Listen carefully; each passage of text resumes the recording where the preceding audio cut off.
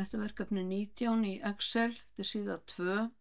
Ég er búin að leggja saman tölurnar hér í B-dálki og nú ætla ég að biðja Excel að leggja allar tölur saman sem tilheyra fjármáladeildinni, framleiðsludeildinni og svo framvegis.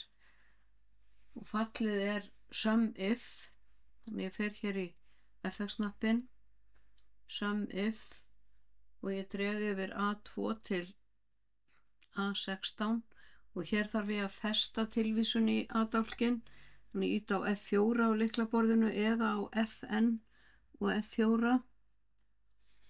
Allavega eigið að fá dollaramerki í kringum A og svo línurnar.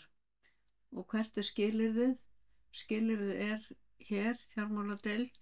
Hér þurfið þið ekki að festa tilvísun af því að þeirri afriti niður og þá viljið þið að hún segi D4, D5 og svo framvegis og síðan farið þið hér og hér þurfið þið að festa tilvísun í B-dálkinn. Þannig að þið dragið yfir B2 til B16 og festi tilvísununa.